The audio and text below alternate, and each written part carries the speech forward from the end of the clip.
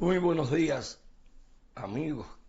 Tenemos el privilegio de contar con ustedes.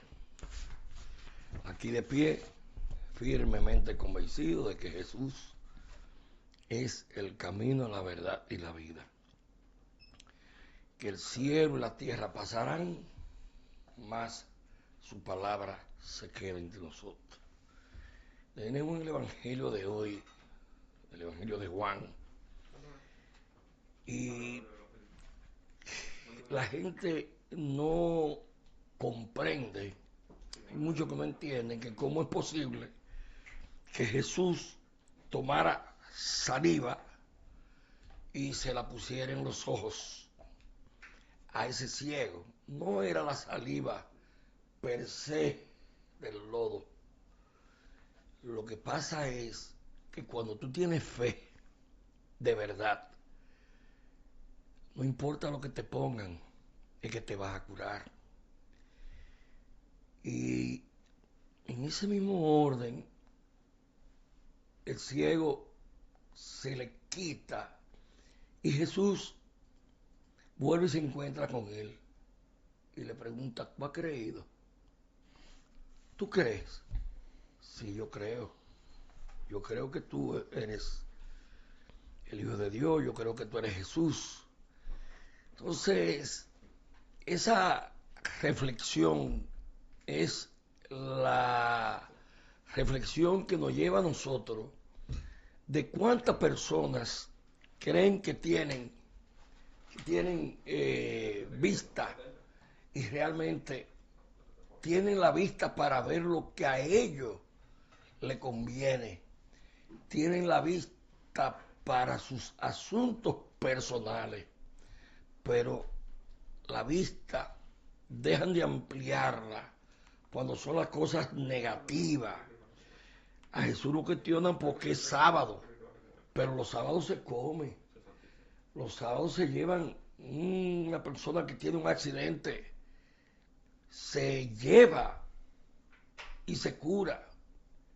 Jesús no está curando al amigo de él, al vecinito, al compañerito. No, Jesús está curando a un hombre que tuvo la fe de creer de que sí podía tener la vista. Pero no es la vista para ver el objeto nada más. Es la vista para ver que realmente somos pecadores, para ver el arrepentimiento total. Y por eso, en el testimonio de Juan, del Evangelio de Juan, en el testimonio de Juan, dice Juan: cuando los judíos enviaban a Jerusalén sacerdotes y levitas a preguntarle: ¿tú quién eres? Confieso que no te creo. Yo soy Cristo. Y le preguntaron de nuevo: entonces, ¿eres Elías? Y respondió: no lo soy. ¿Eres un profeta? Y él respondió: no. Entonces le dijeron: ¿quién eres? Para poder dar respuesta a quienes nos han enviado. ¿Qué dice de ti mismo? Jesús dijo: yo soy la voz que grita en el desierto: prepárense, preparen el camino, como le dijo el profeta Isaías. Muy buenos días, amigos. Teófila, Buen Cookie. día, muy buenos días a ustedes, gracias por estar con nosotros. Siempre les recordamos que estamos en vivo y agradecemos a los chicos que nos acompañan, a esta planta televisora, a sus propietarios, a sus dueños, que bueno, es un privilegio, Martín, estar un domingo en un programa en vivo, así que muchas gracias por sintonizarnos. Me quiero enganchar, Martín, ahí en el Evangelio, porque tiene un gran significado, dos cosas que yo observo en él. Primero, en el mundo antiguo se creía que la saliva tenía algún poder curativo, pero también partimos de la sencillez que utilizó Jesús para sanar al ciego. Partimos desde ahí. Pero también, y es una forma de decir, yo soy el dador de la vida, yo sano, es a través de mí. Pero también hay algo que él tocó al ciego.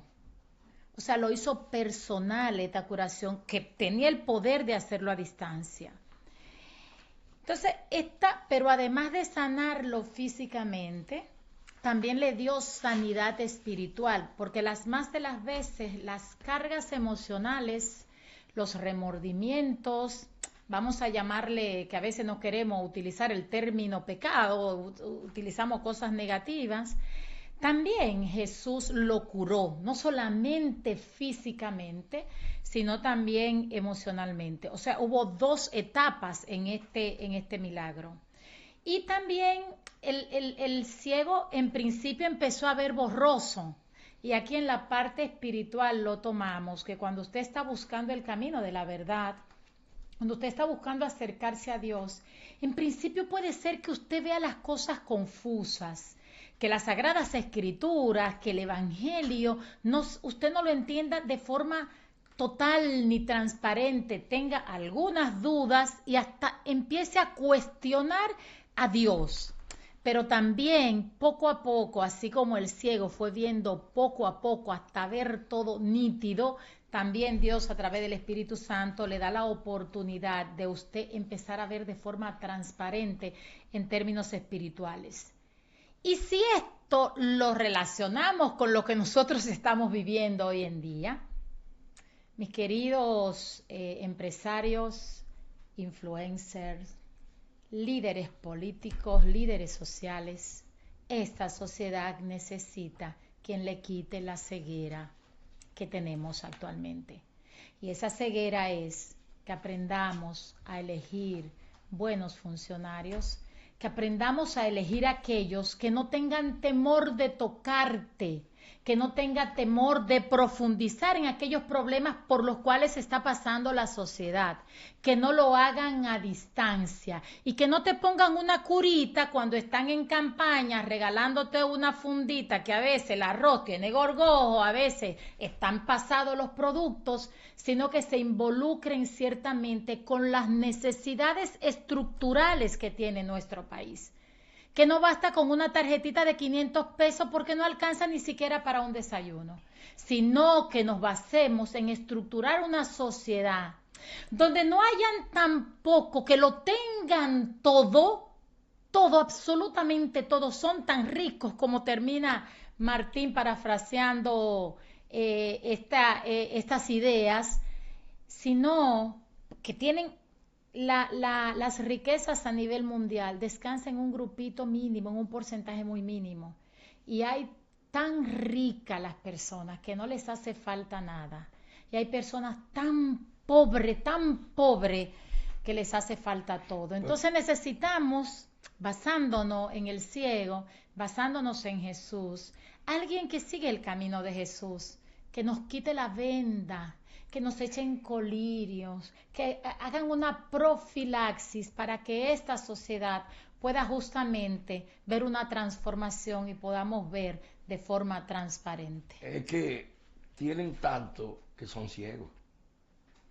Ese es el problema. Tienen tanto que son ciegos, que tienen la poca sensibilidad para ver. No ven a nadie. No tienen capacidad para ver. Se lo roban todo. Sí. Se lo roban todo. Y no ven a nadie. Entonces ese es el problema.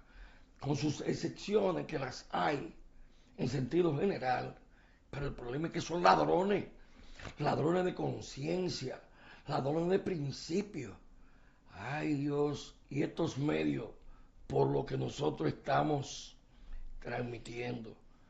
¿Cuántas cosas sucias hay en estos medios? Pero nosotros culpamos. No La estamos. sociedad no, la sociedad es culpable de lo siguiente, Sí, Martín. pero Si yo es voto, que, óigame, si yo voto no, por alguien no, que ha multiplicado la pobreza en su comunidad, no. por alguien que ha actuado con injusticia, por alguien que no tiene dolor social, no sufre, no tiene empatía, y yo aún así voto por él, Es que soy responsable no, también. que tú no eres responsable, porque el problema es la educación. Es que hay que tener pueblos incultos para poder llegar ahí.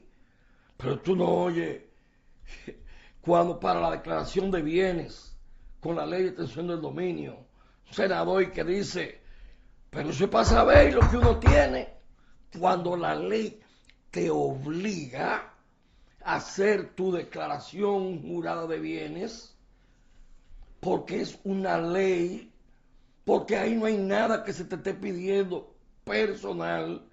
Entonces, esos son. Pero no se respeta la ley ni al presidente, que Bueno, dijo que todos, no, porque entonces no iban a cobrar. Espérate. Martín, Es que el son presidente poderes. Abinader dijo, No, pero no, escúcheme, Martín, a sus funcionarios, ¿qué dijo el presidente Abinader? Ahí está, lo puedo Sí, traer pero la es que próxima. son, no Que importa. si no Es que presentan son su declaración poderes. jurada no iban a cobrar. Sí, pero eso es un menudito. para Pero lo el que ellos presidente reciben. lo dijo, yo empiezo a Pero accionar está por bien, ahí. pero eso es un menudito. ¿Y qué hay que hacer entonces? Aquellos que no han presentado su declaración jurada, que hay muchos. Pero vamos a comenzar a denunciarlo. ¿Te anima? En la próxima le traigo el listado. Pues está bien. El otro problema que tenemos es que yo oigo la situación del Medio Oriente y no sabe que estamos ante una guerra Sí. que lo va a afectar todo. Porque antes, hace unos 20, 30 años, por ejemplo, para tú llegar a China, tú tenías que coger y duraba 4 días, 5 días. Ahora hay cohetes supersónicos que te llegan de un continente a otro con una rapidez enorme. Uh-huh. El mundo está convulsionado, pero aquí se habla de que las medidas que vamos a tomar. Y yo no he visto un consejo de gobierno donde el gobierno diga, bueno, el decreto que yo hice para que se deje de andar los vehículos oficiales, hay que ponerlo en ejecución. Los fines de semana usted no puede andar y después que usted sale de su hora laboral, usted no puede andar ahí. La tarjeta de crédito de los funcionarios en los restaurantes, eso queda prohibido.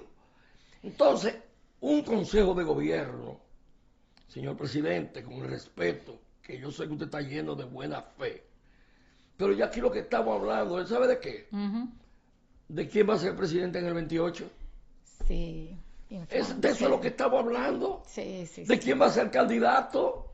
Pero se sabe cómo el presidente también resuelve eso, más que decir que se cumpla. Aquellos, porque ya él lo dijo, Martín. Pero no es pero, él, óigame, pero es todos. Pero Martín, es que siempre voy a tener el siguiente tema. Si yo tengo una persona en mi casa que colabora conmigo en la oficina y no cumple con los reglamentos establecidos cuando ella llegó ahí y que se lo expuse y yo insisto y ella sigue incumpliendo con las reglas establecidas, así mismo como yo la empleé, le firmé, de la misma forma la despido. Entonces, estos funcionarios que es a través de un decreto que están nombrados ahí, porque el presidente en lugar de estar repitiendo lo mismo, que le falten el respeto, porque él dice, aquí el que desafina lo más mínimo lo saco de la orquesta, y en esta orquesta Abinader está dirigiendo a lo mejor una obra, qué sé yo, Tchaikovsky y algo instrumental, y hay uno con Omega, con Toquicha, con esto, hay un desastre en esta orquesta que le está dirigiendo el presidente Abinader,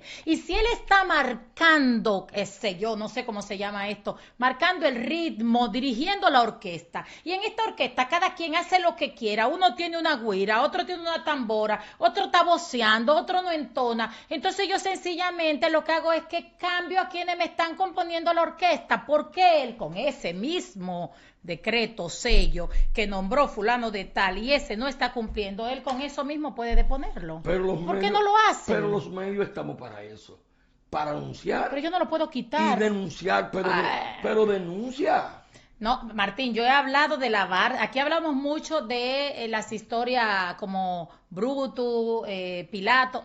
Yo detesto cuando alguien se lava las manos como Pilato. No puede lavarse, Martín, su querido amigo, no puede lavarse las manos como Pilato. No se la está lavando. Porque la orquesta la está dirigiendo él. Busco otro que me toque lo que yo quiero, lo que yo entienda que necesita el país. Lo siento mucho, esa es la realidad que hay. Entonces nosotros no podemos vivir de espalda a una realidad que a todo el mundo le da en la cara. Y lo siento por su amigo. Sí, soy su amigo. Pero yo voy a ser más amigo de él después del 28. Ponemos a Brutus para que él vea todo el que le está dando la puñalada. Vamos a ver si producción tiene. Yo no sé producción tiene. Se la busco. No, pero él lo tiene. Mira a ver Brutus. A ver. Vamos a ver. El de la puñalada trapera. Hasta tú, Bruto. Sí. Sí, hasta tú. Entonces, en lo que los chicos lo encuentran... ¿Cómo se llama? Las manos ensangrentadas. Pero sabe que usted tocó un tema muy importante y es lo que está ocurriendo a nivel global con estas guerras. La vamos a ver más. Venimos en lo que ellos lo... Mira, parte de la guerra es religiosa. Económica primero. Económica primero. Le dieron un tapiz religioso en principio. No. En principio. Ahora es económica. Sí. Porque económica. Luego religiosa. Y luego, fíjate que Irán ha comenzado a tomar medidas muy personales de ellos, cerrando el estrecho, que le voy a llamar el estrecho por donde transitan los barcos, que se produce una gran cantidad del petróleo del mundo. Ahora bien, si a ellos se los cierran y les cierran los alimentos y ellos se ven sin alimentos, porque ¿qué han hecho a ellos ahora? Han comenzado a atacar al Emirato Árabe,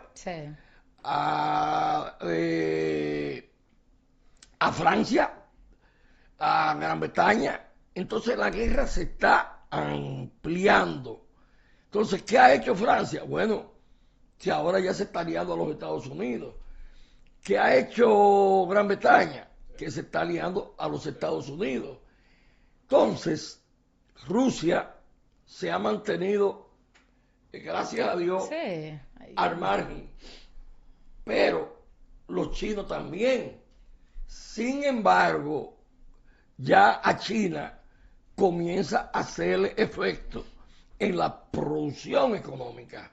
Y aquí te invito a la próxima semana, la inquietud que tú tienes de traer de los productos de primera necesidad para que veas cómo ya se están disparando. Entonces, señor presidente, tenemos a Inespre, tenemos una partida de gente que lo que hacen es solamente cobrar y salir. Vamos a tomar las medidas necesarias para que estas grandes cadenas de supermercados que en su gobierno se han triplicado, por lo menos 15, 20 artículos de primera necesidad, se le mantenga en un precio donde se dejen de ganar lo que se están ganando. Pero lo que es peor todavía, ya comenzaron a subir el precio del transporte, pero no se ha hablado aquí. En el año 74, o antes del 74, los carros públicos trabajaban un día sí y un día no. Esas medidas ya no existen. Y no es que en una casa no haya derecho a tener 6, 7 vehículos. Pero si vamos en la misma ruta, ¿por qué donde hay 3 vehículos, digo 5 vehículos, no utilizamos 2 y dejamos los otros parados, porque ahorita nos estamos quejando de el precio de los combustibles. Pero no es posible, que si sigue no, la situación ya subió 5 pesos sí. aquí, pero no es posible que aquel que tiene ese jipetón y aquel que tiene un carrito económico, bueno, yo tengo una jipeta de esa, pero yo no un carrito pequeño. Si yo voy a echar combustible, y perdonen que lo estoy poniendo personal para no decírselo a nadie, no es posible que si usted va en una jipeta Land Cruiser que tiene un motor de 5000 cc y un carrito que apenas tiene 1300 cc, el precio del combustible sea igual. Si usted lo puede pagar, aunque sea con 40 pesos más, eso no es ningún problema. Pero además le sumamos los bonos de combustible que tiene el Estado, que hay una cantidad de dinero que se escapa por ahí, porque vi en los reportajes, porque no hay control de estos bonos. Y yo les digo a ustedes... No son bonos, son tickets. Los tickets, perdón, pero lo pago yo. Yo pago esos tickets, se vencen, se venden, se trafican con ellos, en fin, tantas cosas que se hace. Ahí está, vi un informe, lo puedo traer en la próxima, de qué está pasando con estos tickets. Y yo les digo a usted, yo que pago esos tickets, yo tengo más de un mes que no sé lo que decir, lléname el tanque, porque te cuesta llenar el tanque de combustible. Y hay personas, Martín, que dejan sus vehículos en sus casas y se van pagando pasajes porque no tienen con qué echar combustible. Sin embargo, y con esto termino, se vencen los tickets porque le dan al funcionario, a la cuñada, y es tanto los tickets que dan, porque hay un gran negocio también en esa vía. Son tantos los tickets que se le vence la fecha, son tantos los tickets que le entregan, y me pueden decir que ahí está la información y se la puedo traer en la próxima, son tantos que se les vencen, pero no obstante a eso venden los tickets. Y hay tantas personas que no pueden mover un motorcito porque no tiene con qué echar combustible. ¿Y quién paga eso al final? Mira, aquí tenemos que vamos a tratarlo. ¿Tú sabes cuántas mujeres hay asesinadas en lo que va del año? Tenía la fecha, dígame para no equivocarme. 3 veces más que el año pasado. No, en un mes me parece, lo voy a buscar porque estuve haciendo un estudio sobre eso. Lo que pasa es que quiero abarcar con más tiempo, tengo algo pendiente, quiero conversar ver cuáles son los proyectos que va a adaptar el Ministerio de la Mujer para empezar a trabajar con eso. Sí, vamos a ver, está de viaje, con una situación, yo no sé si los viajes resuelven los problemas que nosotros tenemos internamente, pero nada, vamos a ver porque ella acaba de llegar. Yo espero que haya un antes y un después con relación, no al Ministerio de la Mujer, sino a la familia, prevención sobre todas estas situaciones que pasan en el ámbito familiar. Y más adelante voy a tocar un tema porque empezaron a atacar a la ministra y sacaron de lugar algunas informaciones que ella dio con este asunto de esta batalla que ha creado la sociedad entre el hombre y la mujer. En lugar de unirlos, lo que están haciendo es creando dos bandos. Entonces, lo que le digo es que este tema de la mujer, que siempre lo tocamos, debemos de invitar a alguien, trazar puntos, trazar pautas, pero todo esto que tiene que ver con prevención, y vuelvo a los tickets de combustible, muchos de esos tickets de combustible se pudieran utilizar para medidas preventivas, para dar charlas, talleres, seminarios, buscar algunos lugares donde las mujeres puedan ir y tener una asesoría real, no lo que tenemos ahora, Yo entiendo que el Estado tiene muchísimas situaciones, pero una mujer va a buscar asesoría, una ayuda, que la escuchen, ni siquiera el proceso, ser escuchada, y esas mujeres salen de ahí peor que como llegan, o salían. No, estoy hablando de las vivencias que tuve en ministerios quien dirigía anteriormente. Mandaba damas allá, mira, ve que ahí te pueden ayudar, y salen peor porque la información que le dan es totalmente tergiversada y terminan dañando más emocionalmente a esta mujer que ayudándola. Y se las puedo traer acá, que están dispuestas a decir su experiencia cuando van al Ministerio de la Mujer a buscar ayuda por violencia, por problemas familiares, por manutención, por régimen de visita. Pero yo le sumo, también tengo hombres que están pasando por la misma situación y estos ni siquiera tienen un lugar donde ir a quejarse. Ni siquiera pueden decir, voy a tal lugar. Yo tengo casos de hombres que tienen una manutención que no la tiene un funcionario, un político y un empresario. Y la ley no le permite a la fiscalía hacer nada si debe, pero ¿cómo no va a dejar de deber si no, de la cuota, porque lo que puede dar una parte, porque su sueldo no le permite pagar eso que está establecido? Entonces hay muchas cosas que hay que empezar a despejarla, porque Martín, los problemas más grandes que vienen entre la pareja después que se separa, justamente viene por los hijos, porque viene una manutención que muchos hombres, la mayoría, me atrevo a decir un 80% en lo que tiene que ver con lo que trabajo, que no quieren atender a sus hijos. Digo un 80% porque así voy a ser honesta. Así como hablo que las mujeres, a veces algunas son conflictivas y en lugar de correr por su vida, salvar su vida, empiezan a destacar unos derechos que tienen, que si te matan, te hieren o te llevan al hospital, esos derechos no sirven para absolutamente nada. Que dicho sea de paso, la orden de alejamiento a mí me parece que es un acta de defunción para la mujer, porque la mujer empieza, mira, te mandé a la fiscalía, y ese tipo incómodo, miles de situaciones, una situación económica complicada, no la estoy justificando, pero nosotros somos los culpables de muchas mujeres hoy que están hospitalizadas y otras están en el cementerio. Mira, vamos a ver si encontramos a Pluto, si ya lo encontró producción. A ver, porque la verdad que yo creo que se lo está pasando al presidente. Considerada una de las más crueles de la historia, era la época de Julio César, el poderoso líder de Roma.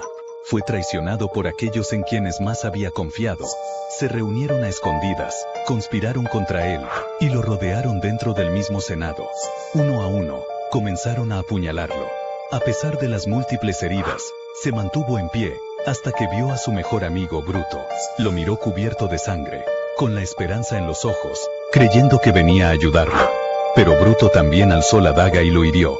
Fue entonces, cuando Julio pronunció su frase más dolorosa, ¿tú también, Bruto? Y allí finalmente cayó. La puñalada de Bruto no fue al cuerpo, fue al alma, a la amistad, a la confianza, a los sueños. Y aquí nace la verdadera pregunta. ¿Cuántos Brutos hay en nuestras vidas? Personas en quienes depositamos el corazón, y nos traicionan sin aviso. Déjanos tu comentario, y sigue nuestro canal para más historias que dejan huella. Mira. ¿Cuántos brutos tiene el presidente en su entorno? Bueno, ya se ha quitado algunos.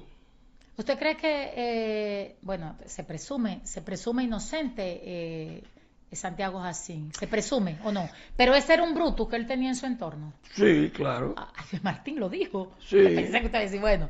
Sí. Porque, bueno, eso es lo que él dice. Sí. Él dice que él tiene amigos pero no tiene socios. Sí. Y Bruto era más amigo y más socio y más de todo que Qué Julio fuerte César. que el presidente Abinader haya colocado en su entorno personas de confianza, brutus, personas de confianza, y lo hayan traicionado de esa forma. O sea, él dijo, déjame colocar, yo entiendo, si tú llegas a un lugar, te rodea de un entorno que te va a cuidar, que te va a proteger, y como a Jesús le pasó con Judas, que se rodeó, pero en el entorno del presidente Abinader, yo me atrevo a pensar, no he visto un Santiago, no he visto un Lucas ni un Juan, a todos los que veo en su entorno son Judas, los que traicionaron, porque yo quiero saber cuáles de los que están ahí han cuidado al presidente Abinader. Cuidar es, cuando él toma una decisión que no es adecuada, decir, mire, presidente, por ahí no. Pero yo lo que veo en el entorno del presidente es que justamente lo que están es como exprimiendo lo último, ¿cómo se le llama cuando el bagazo?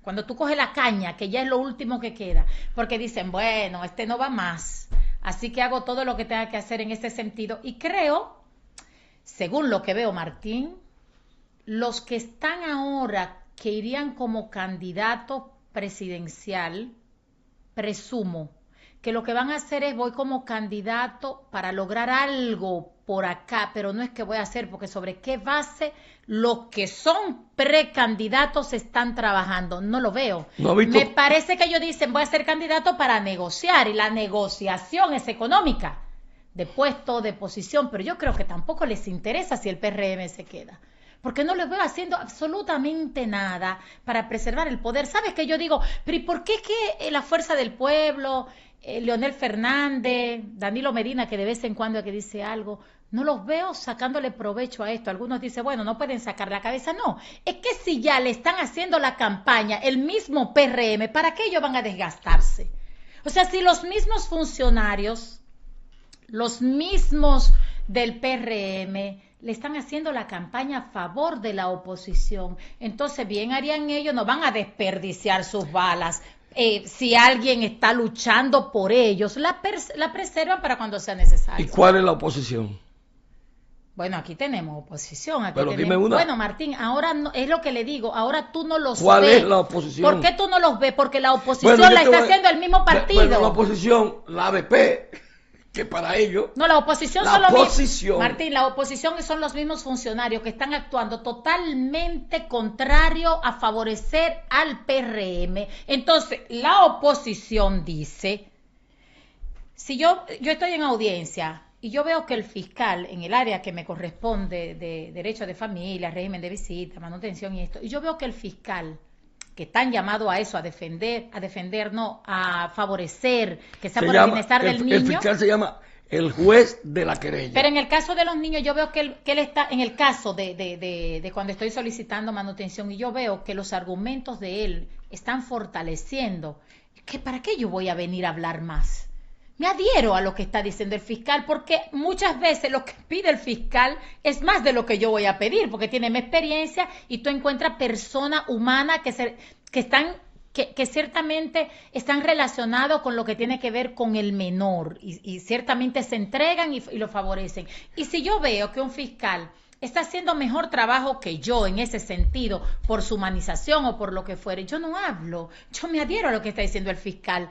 Y si el partido de turno, el PRM, sus alcaldes, sus diputados, sus funcionarios están haciendo el trabajo que debería de hacer la oposición, porque están dañando absolutamente todo lo que se pudiera destacar del PRM, del gobierno de Abinader, ¿para qué yo voy a hablar si ellos le están haciendo el trabajo? Mira, en Latinoamérica comienza a tener algunas situaciones. Por ejemplo, el caso de Cuba, específicamente. Sí, pero lo veo hasta positivo. Sí, no, yo lo veo positivo, pero hay que tener mucho cuidado, porque pueden haber muchos muertos. Sí. Cuba no es un sistema común y cualquiera. Cuba tiene, imagínate tú que fue en el 59, Cuba tiene 60 años. Entonces tú cambiar ese sistema de 60 años, de gente que lo van a perseguir. Ojalá y producción tuviera por ahí algo que a mí me preocupa mucho, porque cuando las turbas, que no son turbas, cuando se quieren reclamar los derechos, mira por ejemplo cómo está Cuba. Sí. Mira, sube, a ver si se ve. Y se presta todo.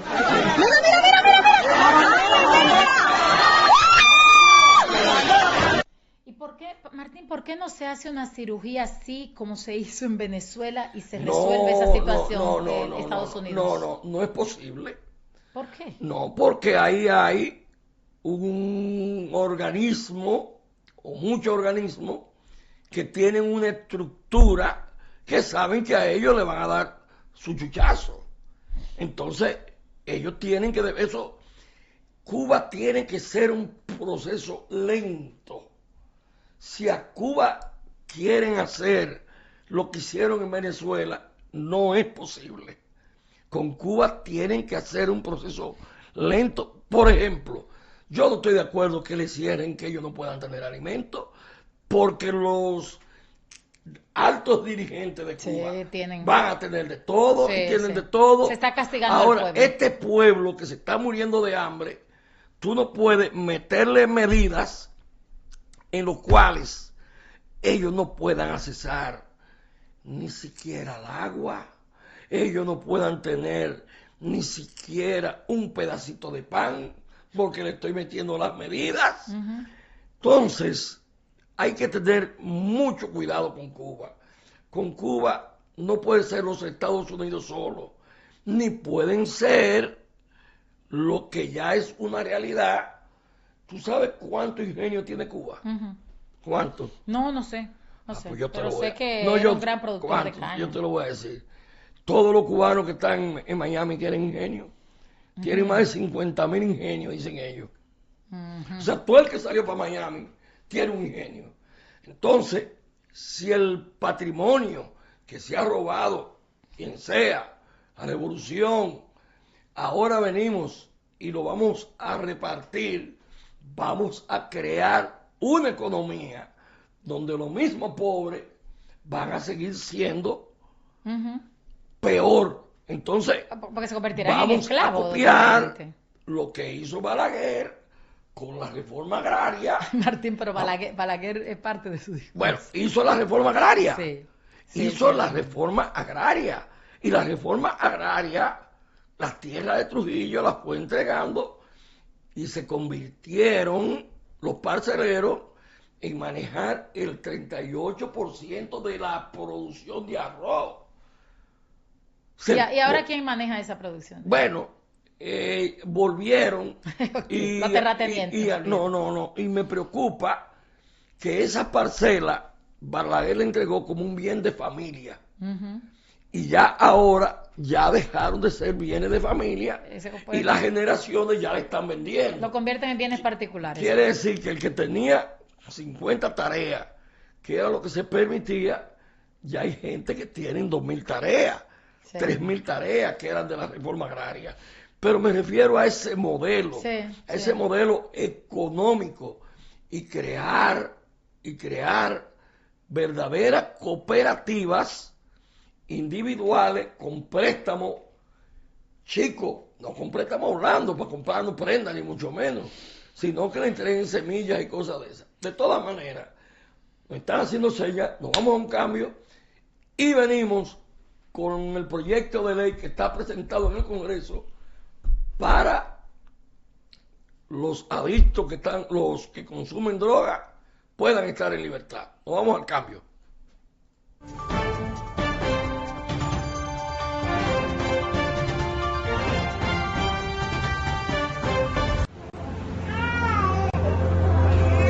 Sometimes life can be so hard, but it's all part of the journey. You may feel lost and have doubts in your soul, but it's just a perception. You can achieve what you set out to do and more. You'll have my smile to guide you on through life's great adventure. Sure, there'll be challenges to come, but it's part of the journey. You will never be alone with my smile to guide you on.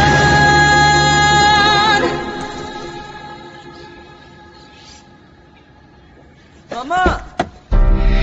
You'll have my smile to guide you. Una sonrisa es todo lo que necesitamos para sentirnos seguros, humanos seguros, como tú.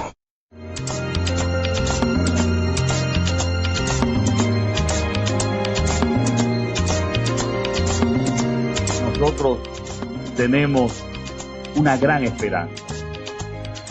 Es un programa donde nosotros podemos hacer una real diferencia. Es un programa donde podemos salvar vidas a los jóvenes.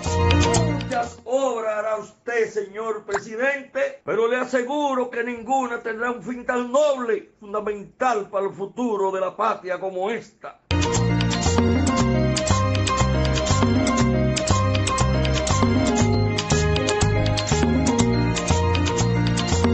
Esta va a ser la mejor inversión que pueda hacer este gobierno.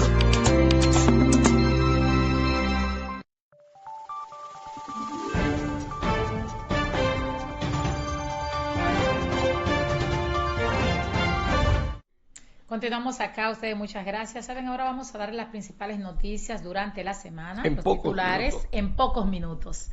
La tensión continúa aumentando en Medio Oriente. Nos vamos con las nacionales, nos vamos primero al patio. Iniciamos con la información en el ámbito legislativo. El Senado de la República Dominicana estudió un proyecto que modificaría la Ley 5088 sobre drogas y sustancias controladas para eliminar la pena de prisión a las personas sorprendidas consumiendo o portando drogas para uso personal. Más adelante entonces vamos a ampliar con el experto Martín, que está un poco disfónico, pero ahí tiene que ayudarnos porque tiene mucho conocimiento sobre esta ley. Nos vamos a la internacional. La tensión continúa aumentando en Medio Oriente. Un asesor del expresidente estadounidense Donald Trump instó a buscar una solución diplomática y advirtió sobre la posibilidad del uso de armas nucleares en el conflicto con Irán. El senador estadounidense Bernie Sanders afirmó que Israel está llevando a Estados Unidos a una confrontación directa en la región. Irán aseguró haber lanzado misiles ultrapesados contra centros de toma de decisiones en Israel. La Guardia Revolucionaria iraní prometió perseguir y asesinar al primer ministro israelí Benjamín Netanyahu. Reportes diplomáticos señalan que el nuevo líder iraní, Mojtaba Khamenei, habría sido evacuado a Moscú para recibir tratamiento médico. Los rebeldes hutíes amenazan con bloquear el estratégico estrecho de Bab el-Mandeb, lo que agravaría las tensiones también en el estrecho de Hormuz, rutas claves para el comercio mundial. Ataques aéreos iraníes en Kuwait dejaron soldados heridos en una base militar utilizada por Estados Unidos. Medios internacionales señalan que Israel enfrenta una grave escasez de interceptores para su sistema de defensa. Miles de personas se manifestaron en España con el grito de no a la guerra, rechazando los ataques de Estados Unidos e Israel contra Irán. Rusia, por su parte, se convirtió en el primer país en enviar ayuda humanitaria a Irán. En otros focos de tensión mundial, las tensiones también aumentan en Asia luego de que Corea del Norte lanzara 10 misiles al mar de Japón. En Europa del Este, Ucrania se ha convertido en campo de pruebas para el robot humanoide de combate Panton MK-1. Un edificio residencial en la ciudad rusa de Volgogrado resultó dañado tras un ataque masivo con drones ucranianos. En Kremlin informó que las negociaciones sobre la guerra en Ucrania se encuentran en pausa debido a nuevas prioridades de Estados Unidos. En el ámbito de los deportes, la emoción del Clásico Mundial de Béisbol 2026 llega a su punto más alto. La selección de República Dominicana se enfrentará a Estados Unidos en la primera semifinal del torneo. El partido se disputará en el Loan Depot Parque de Miami, donde se espera una asistencia récord impulsada por la gran comunidad dominicana. En otros resultados del torneo, Venezuela eliminó a Japón y avanzó a semifinales. Con esta victoria, Venezuela también aseguró su clasificación a los Juegos Olímpicos de Los Ángeles 2028. Además, Italia hizo historia al eliminar a Puerto Rico tras construir una ventaja temprana de 6 carreras. En cultura, los premios Oscar 2026 se celebran este domingo con 10 producciones compitiendo por la estatuilla más prestigiosa del cine, y la actriz Zoe Saldaña regresa al escenario del Dolby Teatro como presentadora, un año después de hacer historia como la primera estadounidense de origen dominicana en ganar un Oscar. Y tenemos una curiosidad del día. Un árbitro sufrió una hemorragia cerebral en pleno combate mientras los luchadores continuaban la pelea. En otro caso insólito, un paciente fue olvidado dentro de un aparato de resonancia magnética. Y en Noruega, el hijo de la princesa heredera se quebró durante su juicio por acusaciones de violación. Bueno, estas son las noticias que ustedes han pedido. Muchas noticias en pocos minutos. Para mantenerse al día. Bueno. Martín, en el tiempo que nos queda, a mí me gustaría saber, ¿qué opina usted de este proyecto de ley que descansa en el Senado para despenalizar, podemos utilizar el término, o sea, no castigar con cárcel a aquellos que le encuentran con droga de consumo o pequeña cantidad, no sé muy bien, ahí usted me orientará con relación a eso. Mira, Le temo un poquitito y después le dejo el tiempo. Temo si tenemos las estructuras para eso, si tendríamos esto de lo cual usted habla tanto, de la prevención, qué estructura estamos manejando, si el país está listo para esto, si nuestras autoridades de pronto te dicen, te encuentran un cargamento y después te chantajean y te piden dinero y te dicen, no, te voy a poner que es de consumo. Cuando vi la noticia pensé en eso.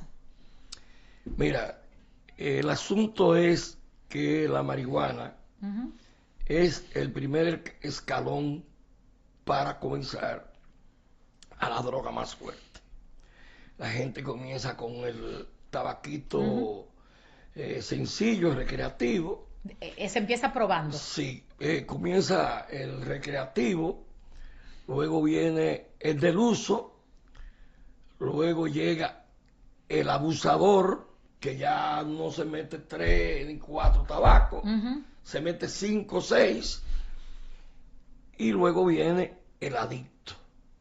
Entonces, el problema mayor que hay es que aquí no tenemos una estructura para trabajar con los enfermos.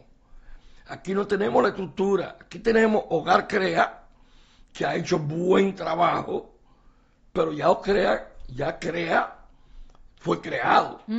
Crea no tiene la estructura de cuando se inició, que el señor Díaz, maravilloso, y su hijo lo ha seguido, pero Crea no tiene la estructura. Crea lo que tiene es como si fuera las jeringuillas que antes se hervían para ponerte una inyección, porque el Estado no le da lo suficiente dinero, porque el empresariado no aporta, porque nosotros no aportamos. Bueno, y luego está Casa Abierta, y luego está el Consejo Nacional de Control de Drogas. Pero ¿qué es lo que está pasando? Una persona que está privada de libertad por consumo de droga, entonces se desarrolla lo que se llama la abstinencia. Mientras él está preso, él no está consumiendo, pero tiene abstinencia. ¿Qué es lo que quiere decir la abstinencia? Que él está guardando esa ansiedad de consumo e inmediatamente sale de ahí, entonces va a comenzar a tener otro consumo. Luego vienen las drogas duras, viene la marihuana, viene la cocaína, viene la anfetamina, viene el éxtasis, y obviamente que ya lo hemos hablado aquí, cuando 1 kilo de cocaína sale de Colombia, que sale todavía sin procesar, que sale de Venezuela, que sale de Bolivia, que sale la pasta, entonces cuando llega, por ejemplo aquí, y de aquí se va a los Estados Unidos, entonces comienzan, para usar el término, cortarla. ¿Qué quiere decir eso? Aumentarla. Y está bíblico también, y perdóname que diga esto, fíjate que Jesús le dicen los sirvientes, caramba, pero regularmente se da el vino bueno para después el vino malo. Quiere decir que el que consume droga, en principio, está consumiendo droga, entre comillas, muy buena. Después que ya comienza a tener un viaje, lo que aparezca, entonces lo liga con trepacito, lo liga con detergente, lo liga con gasolina, lo liga con todo lo que le dan. Pero la pregunta es, porque quiero que quede claro esto, porque el tema de la droga es muy amplio, tanto preventivo como el tráfico, Martín, porque el debate sería este. Si la drogadicción, si la adicción está considerada, es una enfermedad, es dependiente, ¿lo debemos de castigar con cárcel o rehabilitarlo o conjugarlo, por un lado. El otro lado es el temor, si ya no es penalizada y no tenemos una estructura para contrarrestar a estos adictos que van a la sociedad, que ya no estarán detenidos, que ya no estarán presos, que ya ni siquiera tendrán temor porque pueden robar y decir, bueno, es un adicto, no va preso porque es para consumir.